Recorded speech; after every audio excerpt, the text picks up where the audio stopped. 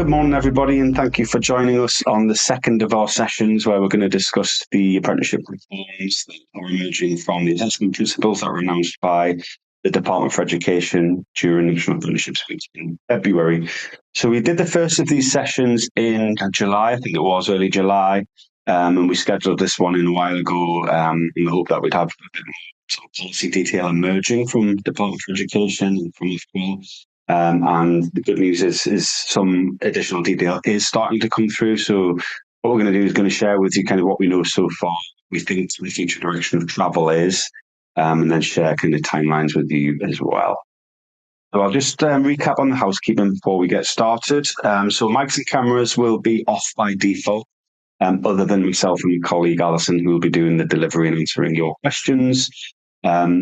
Use the Q&A function if you have any questions throughout the webinar, and we'll pick that up probably at the end of each sort of section. And again, at the end, we should have plenty of time to answer any questions that are remaining. We are recording the session, and we will email you a link to the recording and a copy of the slide deck that we're going to go through as well. And then finally, there will be a short survey at the end, and we'd be really grateful if you could fill that survey in. There'll be a link to that in the chat function, which will be available when we get to that final Q&A session. And what that survey will help us to do is kind of understand where you're kind of individually and collectively in terms of understanding the change, the nature and the breadth and the scope of the change, and how kind of ready you feel you are as an organisation to begin delivering against these new principles. Okay, so just a quick run through kind of the agenda and what we're going to discuss over the next hour or so. So a little bit about DSW. I'm sure most of you kind of know us as an organisation, probably know Alison and I personally. A recap on where we are. So what we're DFE seeking to achieve through these apprenticeship reforms. Where are we at kind of currently? Something around the emerging details. So when we get to this section, please don't take any of this as kind of de facto policy. This is simply information that we've gathered through the various kind of interactions we've had with different stakeholders in the sector. But we are pretty confident that what we're going to discuss in this section is definitely, at the very least, the direction of travel and the intention of policymakers and regulators. Then we'll look at where clarification is still needed, because I think it's really important that we understand where those gaps still are, because the tendency tends to be to kind of fill those information voids with kind of misinformation and rumours. So we'll clarify what we still want to know. We'll talk a little bit about the required changes. So most of the people, I think, on the webinar are training providers who are working with DSW currently. So we're going to explore what does that mean in terms of the way that our relationship will change and contracts and invoicing and that sort of stuff. And then finally, Alison will share with you timelines. So we don't know all of the timelines so far, but they are starting to firm up. So the ones that we do know, we'll share with you what those intended target dates are. And as I say, we should have plenty of time at the end for Q&A as well. So a little bit about DSW and a bit about myself and Alison, for those of you that haven't met us or don't know about us. So DSW, obviously, we're an endpoint assessment organisation, soon to be an apprenticeship assessment organisation under the new lingo. We've been delivering EPA since its inception, really, so since 2017.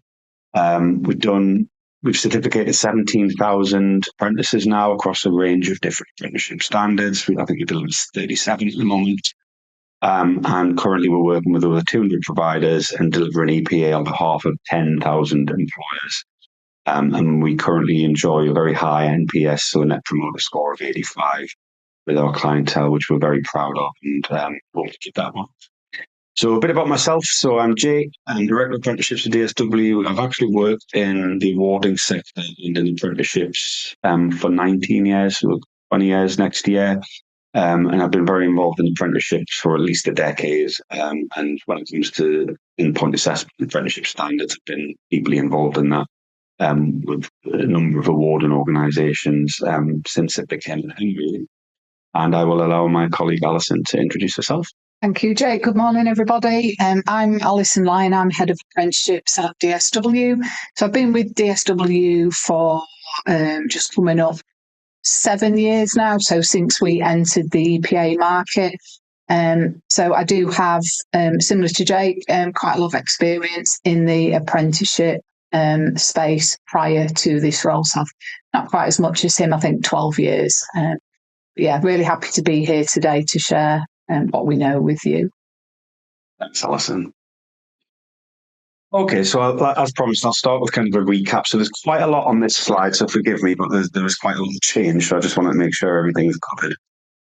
So EPA kind of isn't going to exist anymore, will while we have the transition period. So while we move from the kind of current iterations of assessment plans to the new versions, but in the kind of long-term endpoint assessment and the term endpoint assessment will no longer exist. It's now called apprenticeship assessment. And with that, EPAOs, or endpoint assessment organisations, will be called apprenticeship assessment organisations. So to all intents and purposes, apprenticeship assessments will become qualifications, mainly regulated by Ofqual, certainly all of the ones that DSW will do. One of the key features of the principles and one of the big changes that we will see, and we can also see this in the 7 foundation apprenticeship standards that have been published and are on the Skills England website, is a significantly reduced amount of prescription. And the purpose of this was that the Department for Education recognised through all of the feedback that we get from different stakeholders throughout the process that the assessment plans in their current iterations, they're overly prescriptive in terms of the assessment methodology, coverage, the all of those assessments. And some of these assessment plans are enormous. They're way over the top, frankly. And actually, ironically, counterintuitively, what that's done is it's actually restricted assessment organisations, EPAOs, and being able to kind of use our own discretion and expertise to develop and deliver assessments that we think are valid and fit for purpose. So we think the reduced prescription is a very, very positive move. You've heard a lot about behaviours and that they'll be employer assessed or employer verified is the terminology that's now being used. Alison will talk a little bit about this, or I will shortly, around kind of what that's going to look like. We do know that behaviours will no longer feature in the new versions of the apprenticeship assessment plan, so they'll only feature knowledge and skills. So employers will be responsible for verifying the behaviours of their apprentices, and it'll actually be the training provider then who confirms them. So the assessment organisation will not play a role in verifying those behaviours. So I spoke about us having a lot more kind of discretion, which I think is a very positive thing. And specifically, we'll have more discretion in terms of the assessment methods that are used within an individual apprenticeship standard. We'll have more discretion in kind of the coverage of the knowledge and skills. So which knowledge and skills are going to be covered by which of the methods, for example. And there is also talk around the ability for endpoint. Forgive me, because I'm going to keep falling into the old terminology. But for a long time now, there's been talk about assessment organisations being able to use more of a sampling approach to assessment, which again, we think is a very positive thing. And Alison will talk a little bit more about that in the emerging policy section. And along with the assessment methods, we're going to have a lot more discretion in determining the parameters and the conditions for each of those assessments. So, for example, currently, we might have a situation where there are 2 prescribed methods in an assessment plan, and there might be an interview that says the interview is an hour long and you must ask 6 questions. And quite often it's difficult to understand the rationale behind that, and we haven't been involved necessarily in designing that. In the new world, not only will we select assessment methods, but we'll also choose the parameters for those methods. And that will be based on a scientific method using our assessment expertise and experience. And we will also have more discretion in terms of the timing of the assessments. And by that, we mean kind of when the assessment takes place. And absolutely DFE's intention from the beginning with these reforms has been earlier assessment will not only be possible, but is in most instances probably preferable. What we'll need to do is have a think about what's appropriate to assess earlier on in the apprenticeships programme. And if you look at the foundation apprenticeships that have been published, a lot of the stuff that's tested early on, things like health and safety and regulation. So the things that are really important for anybody in pretty much any occupation. That's the sort of stuff that we expect to be tested early, and it certainly is DFE's expectation. But it will be down to the individual assessment organisation to determine exactly when the assessment can and should and will take place. So remove the term gateway and the notion of kind of gateways that currently exists from your mind, is what I'd urge you to do, because it will cease to exist in its current kind of form. So gateway won't be kind of the bit where the apprentices finish their own program journey and they're learning, and they're ready to take their endpoint assessment, because everything now in effect will be on program. There is no such thing as an endpoint assessment. So the terminology that's now being used, and you'll see this in, for example, the latest version of the funding rules, is gateway to completion. And what gateway to completion means is that this has satisfied all of the requirements of their apprenticeships, and not just the on program and the off the job hours, but the assessment as well. So gateway to completion is, in essence, probably the simplest way to describe it is where, say, DSW will write to Skills England and say this apprentice has finished everything and they're ready to claim the certificate now. Okay, so knowledge, skills, and behaviours will, as they do currently, behaviours obviously are being stripped out of the assessment plans, but we will still have knowledge and skills. However, assessment organisations won't be directly assessing those, so it's no longer a kind of tick box exercise of have you met each of those individual knowledge statements and skill statements. We now have what are described as assessment outcomes. And these are very high level, quite brief descriptors of what somebody needs to be able to do to be competent in a specific area in their occupation. And again, if you haven't already done so, I would encourage you to have a look on Skills England website at the foundation apprenticeships. If you just go in and literally type the word foundation, they'll all come up. And if you look in the assessment section under there, you'll see that there are typically 3 assessment outcomes. What we expect to see in a kind of full fat apprenticeship is 6 assessment outcomes in total. So they're very high level, kind of describing specific areas of an occupation. And the intention with these assessment outcomes is that they give guidance really to the assessment organisation, so that we can assess kind of consistently at the right level. The third and final, and possibly the most important bit, are what are emerging as being described as performance descriptors. Because if we assess the assessment outcomes alone, there's not a lot of detail in there. So I think one of the concerns is that will lead to a lack of comparability from one assessment organisation to another. And indeed, the likelihood is with that lack of detail, even within an assessment organisation, it'll be difficult to standardise assessors and make sure they're assessing consistently. So what are beginning to emerge now are performance descriptors, which are more prescriptive and are aligned to the level of the apprenticeship that the apprentice is studying. So more to come on that. Alison will talk about it briefly as well, but this is kind of something that's quite new, this notion of performance descriptors. Okay, so a big change, and one that I'm sure a lot of people on the call will be interested in, is the provider-led assessment. And again, with the kind of earlier on program assessment, this is built into the principles. So this is absolutely an intention of the Department for Education, is that some provider-led assessment will be permitted and indeed encouraged. So we do expect there'll be instances where the whole apprenticeship is assessed as currently by the assessment organisation, and that would typically be, for example, where a provider just doesn't want to do the assessment or doesn't have the capability to do the assessment, capacity to do the assessment. But the intention is that in most cases, the provider will be involved in some of the assessment. Now, that provider-led assessment has to be subject to quality assurance by the assessment organisation. And it's one of the big changes that we'll be making, which is to make sure we've got the right strategies in place, we've got the regulatory documentation in place, and that we are evolving the relationships that we have with you guys as training providers to make sure that we are quality assuring those assessment decisions, because at the end of the day, although it might be a training provider that's making the decisions, we are still responsible for those decisions, and we need to demonstrate that we've got robust quality assurance systems in place. The removal of duplication, this is another core principle, and again, it's one that you can't argue with. We think that, there's been a lot of duplication and big cumbersome assessment plans to date. And where you'll really see this particular principle manifest itself is where there are mandated qualifications within a particular apprenticeship standard.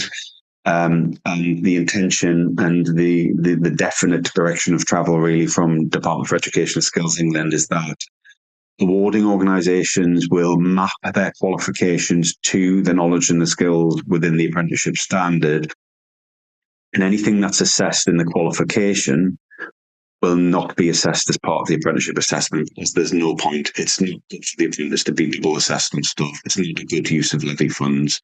So that will absolutely be a principle. And in some instances where there is qualification that fully meets and maps to a whole apprenticeship standard or the vast majority of it, that may become the actual assessment itself, and there is no further assessment required.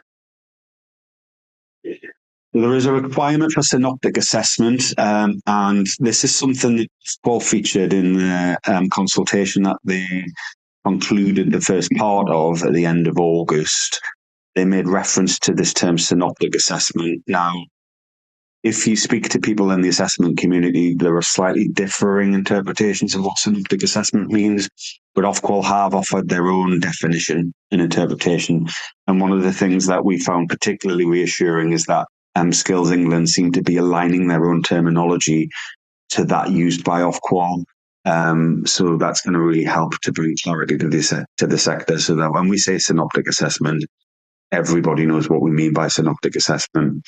Based on Ofqual's kind of current interpretation and definition of it, effectively what synoptic assessment is it means a method of assessment that sort of holistically really brings together the knowledge and the skills and assesses somebody ideally within the workplace context. And it's really about the fact that in apprenticeship, it's work-based learning and it's work-based competence. So what we want to do is we don't want to just assess somebody in a knowledge test. We want to know that they can actually apply that knowledge and understanding in a real workplace context and in their role. So that's really the essence of what synoptic assessment's about. So currently Ofqual saying or suggesting that a minimum of 40% of the overall apprenticeship assessment should be synoptic. And we'll await the results of their consultation to see what that kind of threshold lands at. Currently they're suggesting 40%.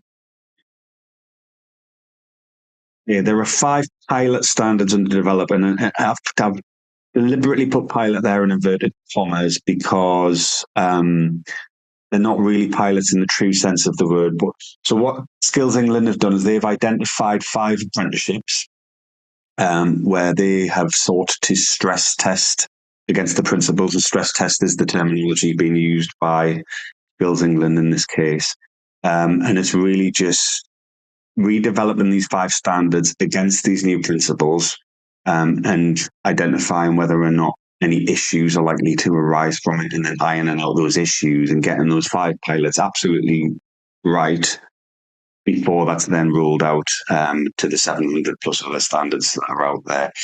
So the 5 pilot standards were originally due to kind of be launched in July, at the end of July.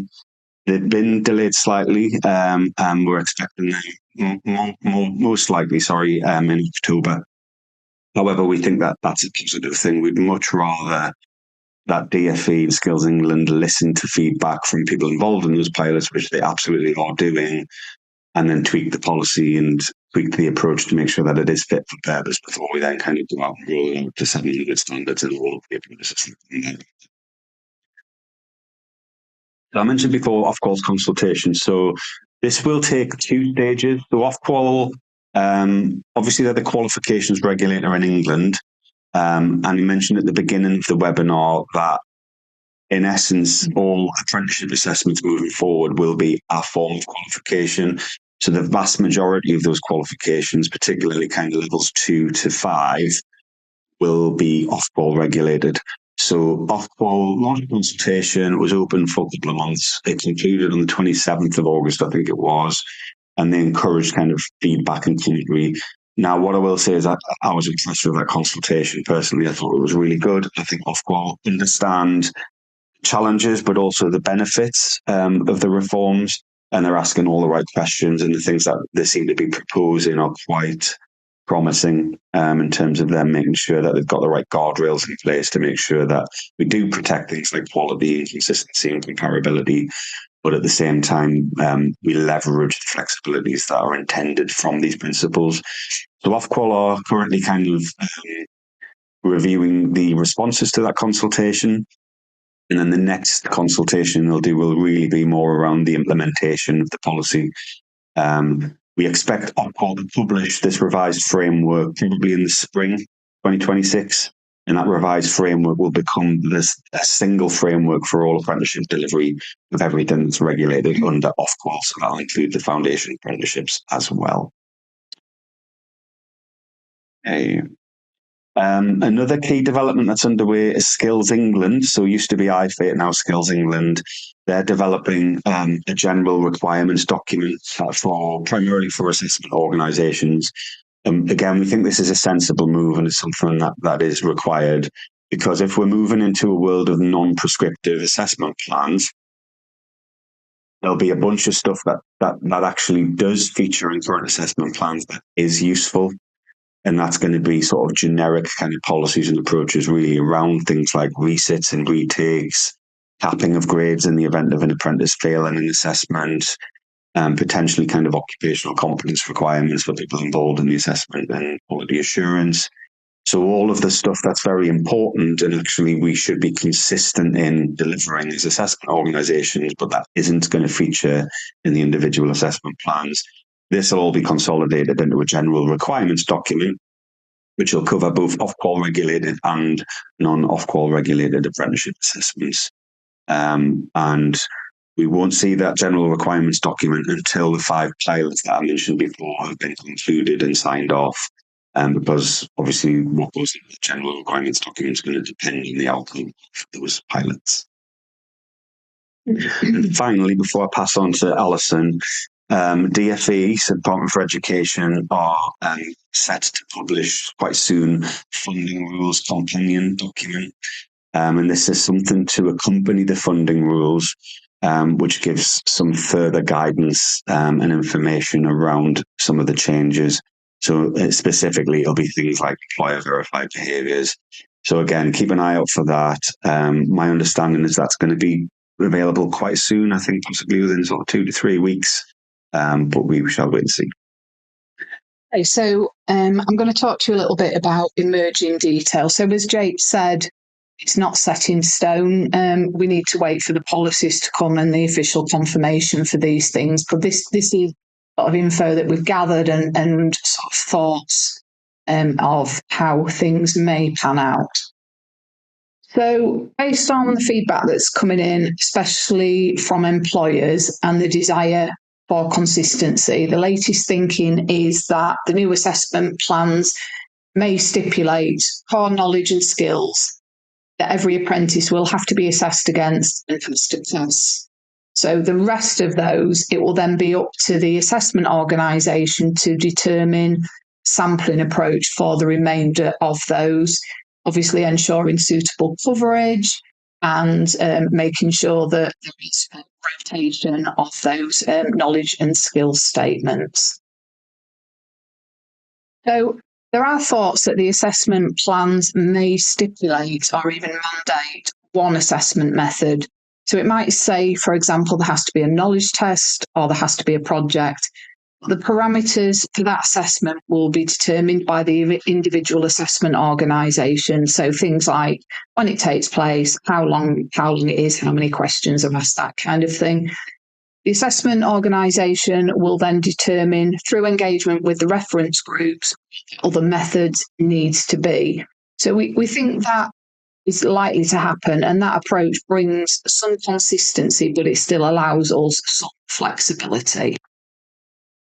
So performance descriptors, and I know Jake has mentioned this slightly already. So Skills England are in the process of developing what they've called performance descriptors. So at the minute, they look like generic descriptors, and it's through those reference groups, assessment experts and sector expert groups and the feedback that they will be tweaked to make sure that they're fit for purpose and for the occupation that's been assessed. But to what degree they will be bespoke is still to be confirmed. But it is those performance descriptors that us as an assessment organisation will be focusing on when we carry out the assessment. So that I would sort of view the assessment outcomes as a framework, so that we can make sure that the assessment is balanced, but we will be assessing it against those performance descriptors. So both Skills England and Ofqual are committed to aligning the language and terminology that they've used, and they are working together to provide clarity to the sector and to provide consistent messaging to us and to minimise duplication and to avoid confusion. So, for example, Skills England won't publish its general requirements until the outcome of the Ofqual consultation is available, so they can make sure that they both align their requirements. So one thing you may hear us mention today is referencing groups. So that's a new term that's been defined. So what historically was a trailblazer group will now be called a referencing group. So I just wanted to point that out because I think I probably will refer to it a couple of times. So we believe that there will only be path and distinction grades available, and that's based on the fact that performance descriptors will be written at those two levels. Of course, there may be opportunity to create merit grades due to a combination of the individual grades, but that detail is yet to be confirmed.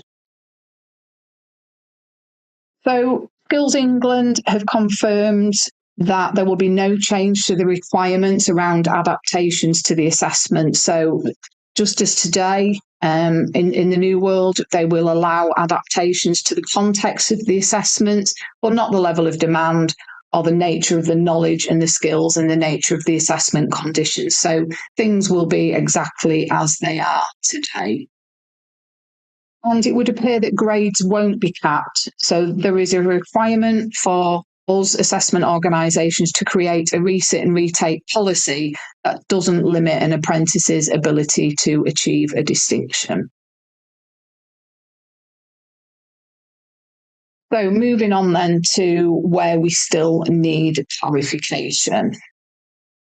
So DFE's current position on transition, and it's detailed in the funding rules, is that apprentices can transfer to a new standard when one is published, provided it's not given a new ST number. So we think it's unlikely those rules will change. However, there is recognition from DFE and from Ofqual that it needs to be the right thing for the apprentice to transfer onto that, just as it is today. The second thing around that is the notice period that we're given when a new plan is published. We believe that's likely to be a 6-month period from the launch of a new plan to allowing new starts to sign up to that programme. So timelines for rollout then. So we need a timetable of which standards will be revised and when, and we all need that from a business planning point of view. So current thinking is that the highest volume standards will be done first. So that's the ones with the highest number of starts on, and those that align with the industrial strategy priorities. We believe the more complicated ones, like the level 6 and 7 and integrated degrees, will be left on until last. So we were told earlier this year by DFE, when they made the announcement back in February, that they wanted all 700 assessment plans reviewed by August next year. We think that seems a little bit unlikely, given that the 5 pilots are taking a little bit longer than they originally proposed. But we're not complaining about that. We think, as Jake said earlier, it's the right thing to do. They're listening to the feedback, they're tweaking things appropriately, and we do think that is way more important than hitting some arbitrary target. So we still need clarification on whether or not individual assessment organisations can offer multiple versions of the same standard. So we might say, okay, provider 1, you're going to have a knowledge test and a project, and provider 2, you're going to have a knowledge test and an interview. So we think the answer is yes, we will be able to do that, and we can have multiple versions, but we still need that to be confirmed. We expect that will be an outcome of Ofqual's consultation and DFE's guidance. So we think there is an expectation that some provider assessments will take place, as it's one of the principles. But there does seem to be growing recognition that it isn't always going to be appropriate. So the provider might not want to do it, might not have the resources to do it, or they may be regarded by the assessment organisation as being sort of too high risk as a result of the centre approval process and the CAS. So there will have to be something in place that allows assessments to be done solely by an assessment organisation, if that's the right thing to do, and if that is the desired thing by all parties. That does still need to be confirmed in writing. We still haven't got confirmation of occupational requirements for assessors and IQAs, and that's for both assessment organisations and for those that will be involved in the centre assessment elements. We do know from what we've heard from Ofqual that the current thinking is that it'll be down to the individual assessment organisations to determine what those measurements are, what those requirements are, sorry. We would welcome a bit more prescription just to make sure that it is fair and it's equitable across all the different assessment organisations. So we still need clarification on how, as an assessment organisation, we can demonstrate engagement with employers in line with Ofqual's requirements. So that will form part of our assessment strategy, which we use when designing assessments. So we're still waiting clarity on what that engagement needs to be. So we do know that verifying behaviours will be something that providers will do, and it's not the remit of the assessment organisation. So we know we won't be carrying out any checks on that. We do know that you providers out there still need confirmation on what that verification needs to look like. So we know from the Ofqual consultation and the corresponding things that are coming out from Skills England that there will still need to be some synoptic assessment, and that there will still be a need for a significant proportion of assessment to be done by the assessment organisation. What those thresholds look like still needs to be clarified for us. Okay. So as Jake mentioned earlier, our relationship with our training providers will change as part of these reforms. So we're just going to have a couple of points to consider and talk about around what that relationship will look like. So we will need to create a CAS strategy and centre arrangement so that we can create a risk profile for each of the providers we work with. That will then allow us to determine what quality assurance arrangements we need to have in place for them.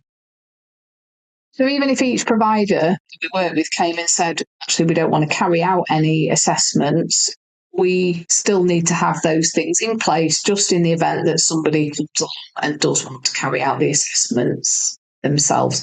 So we are in a very advanced stage of having that all set up and done, and it will be ready in time for the new assessment plans launching.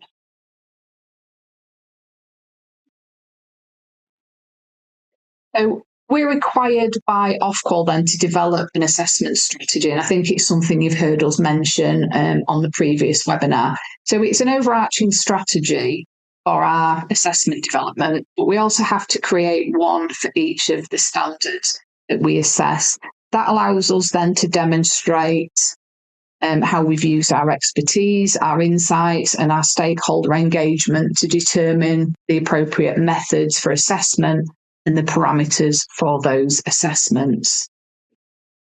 So when it comes to contracts, then there's going to need to be some significant changes. So first of all, to the contract, because the nature of the relationship that we have will change. So we will become more of a gatekeeper of the quality. We will be responsible for checking what the providers are doing. So ultimately, we will have that responsibility for the provider assessments. So the contracts will have to change, and the fees and the pricing and terms of payment and things like that will have to change. Obviously, what that looks like will depend on the individual models that we agree with each of our customers for each standard that they do. So, things like what's being done on programme, what's being done by the provider, how much quality assurance needs to take place. And there are going to be some dual and in some instances, triple running of different models. So we've got some standards currently where we're running 2 versions of an EPA as the plan has been revised. Now, the likelihood is that once the new 2 pages drop, there will be a period where we're running 2, if not 3 different versions. So that is going to be an administrative challenge for us and for providers. It's not insurmountable. It's just going to add another layer of complexity to things. And lastly, we're going to have a look at some of the timelines and share some of the things that we do know. So, as Jake mentioned, the 5 pilots, they're currently under review still. They are nearly finalised, and we have been told that they should be published in October this year. Just to clarify, it's 2025, not 20,205. Maybe a bit more optimistic than that. Yeah. We've been waiting a while, but we won't be waiting that long. So, off-call consultations then. So we know the consultation, the first one that ran has just been closed. We have been told that results should be published in autumn this year, so we will wait for that. There is going to be a second consultation, and that's around the implementation of the policy, and we believe that will be kicking off in winter 2025. Once we do know that has happened, we will communicate that to you and ask that you complete that again as you did the first time. So we are expecting publication of off-call framework in spring 2026. So there's been no change to that delivery date. That's the date that has been in place from day one. And there are a couple of other things that we're waiting for. So we're waiting for funding rules companion. So some of you may be aware they are going to rewrite part of the funding rules and issue that as a sort of a companion and a guide for the new world to run alongside the existing funding rules, which will obviously still be applicable to the current world. Jake mentioned the Skills England general requirements. So that's the document that will specify some of the things for us that are not in the assessment plan. So things like recaps, resits, retakes, grade capping, things like that. And we are still awaiting clarity on the timeline for publishing all the standards once the 5 pilots have concluded. We do believe they're likely to be dropping in batches of 20, but we are still waiting confirmation of that timeline.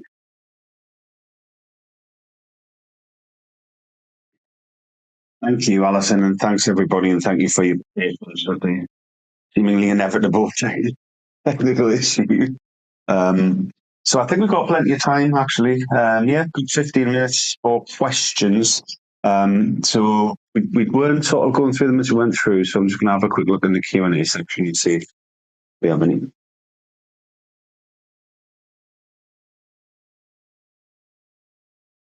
Yeah, so the first question is, which 5 standards are in the pilot? And we've got that from a couple of people. I don't know them off the top of my head, but we'll confirm them. I know there's data technician level 3 is one of them. That's the only one of the 5 that we've for at DSW. But if you leave that with us and when we share the slides and the link, we will confirm what the 5 are. So there is another question relating to the pilots, and that is whether there's an opportunity to join a trailblazer or the referencing group, as they're now called. Yeah, so that is something Skills England are acutely aware of, as the need to involve everybody in the process, especially moving forward, because there's going to be more of a requirement for collaboration, particularly when we're designing assessment methods. We need to demonstrate to Off-Call that we haven't just sat in a room in an ivory tower somewhere and made it up ourselves, and we've engaged with the users of the qualification, which would be realistically training providers and employers. So I think it's reasonable to say that Skills England are looking at kind of alternative mechanisms for what were trailblazers and are now reference groups to make sure that they operate efficiently and that everybody who has a stake in it has an opportunity to feed into it. Thank you, Jake. So next question is, will the Office for Students continue to regulate integrated degree apprenticeships? Thank you. So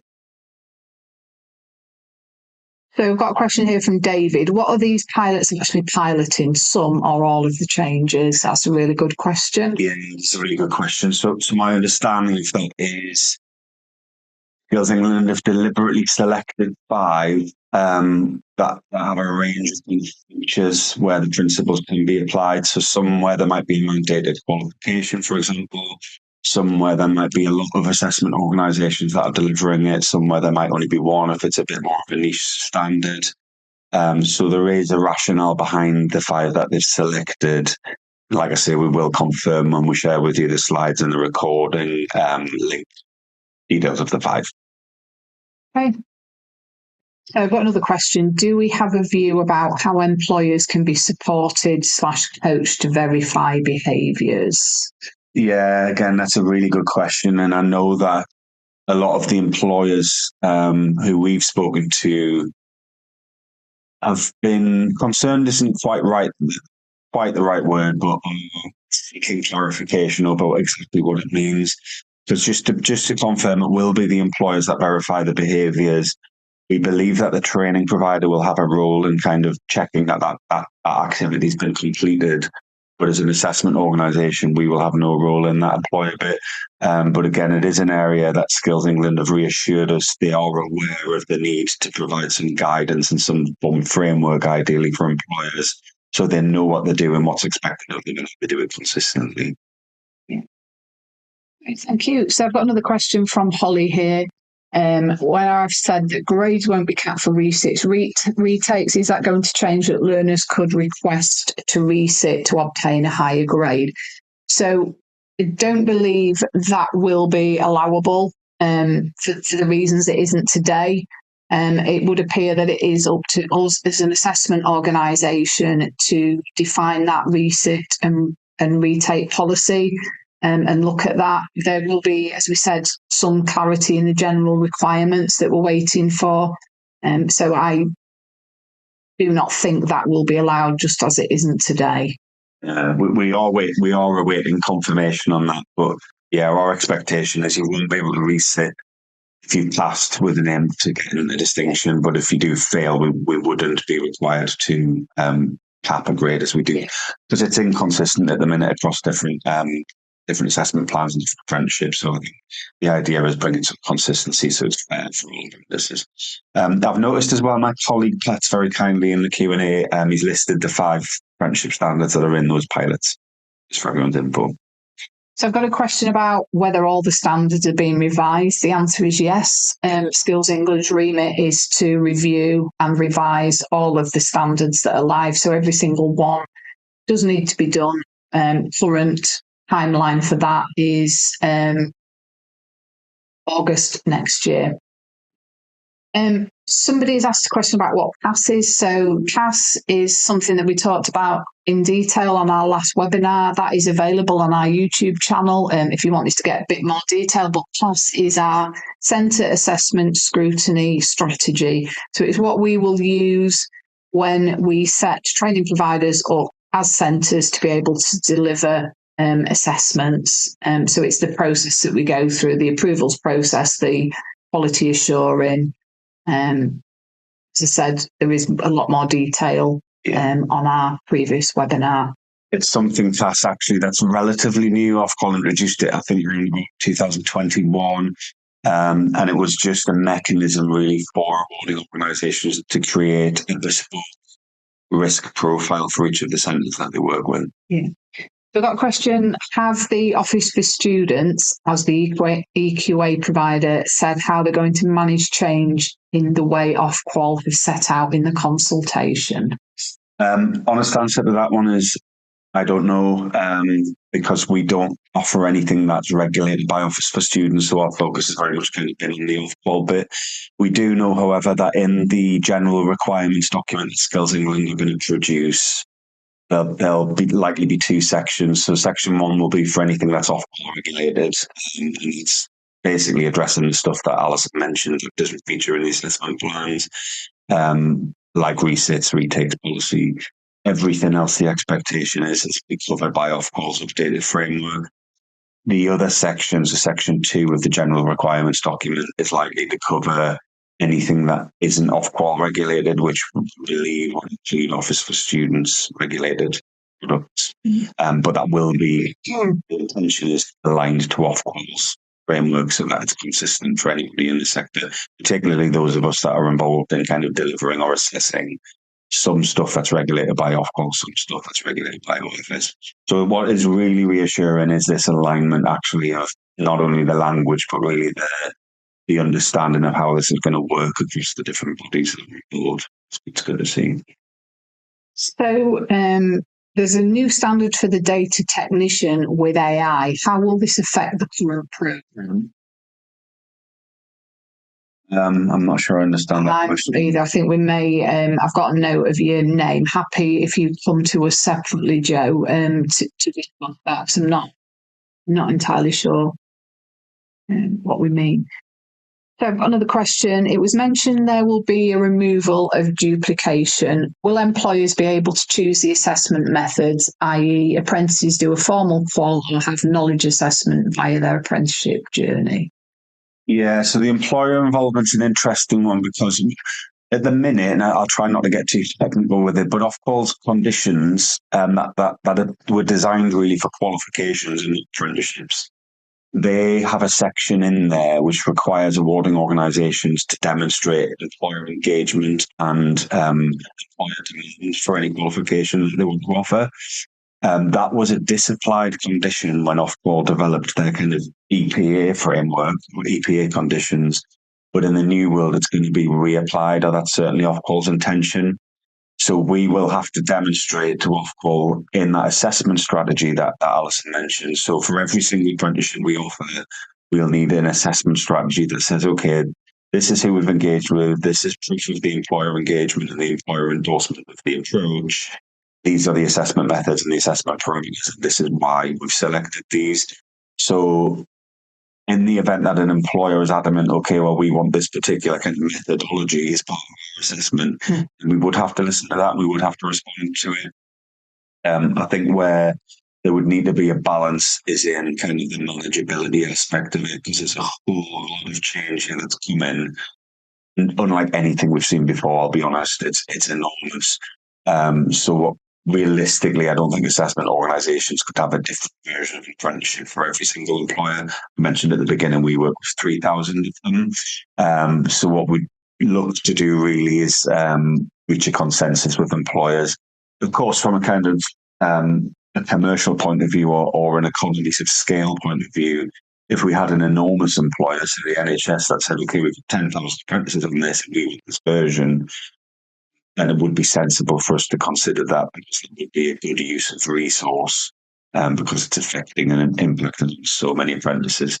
But I think it would just be a balance in there. But certainly the intention is that employers do have a stake in this, and that when we're developing assessments, we're not just doing it in isolation. Okay, thank you. So I've got a question around verifying behaviours where where it's an employer provider, so they're both the employee and the training provider. Question around what that looks like. I think the answer at the moment is we don't know what that verifying behaviours looks like. It's something that I mentioned on one of the slides. We're waiting for clarification. So I'm afraid we can't shed any further light on that at the moment. So when selecting the method for assessment for TPs, how will this take into account learners who have ALS who may be better supported with a different assessment method? Will this be open to discussion? Yeah, that's a great question. And right from the offset, we identified in a number of the providers that we spoke to, identified that this is a real opportunity. Actually, it's a game-changing moment, that we're not just kind of tweaking around the edges and, the good old 25% extra time. There is a genuine opportunity for us to offer alternative methodologies that are appropriate to individual learners. And I mentioned before, for a big employer, we would have something bespoke, but there would be kind of manageability and commercial aspects to that. When it comes to learners with additional needs, then I think there's more of a obligation really for assessment organisations to accommodate those needs. So absolutely, we'll continue to apply reasonable adjustments and policies.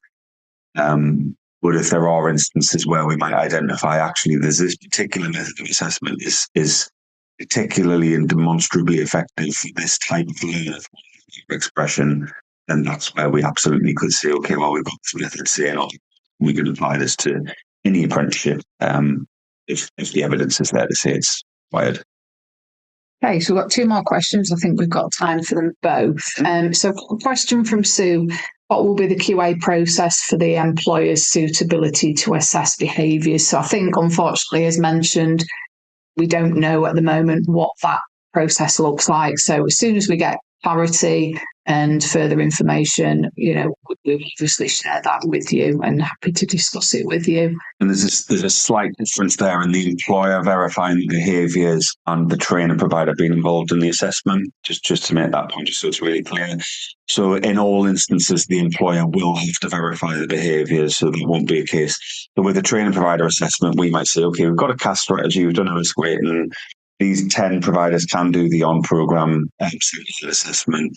This one perhaps can't at this current time.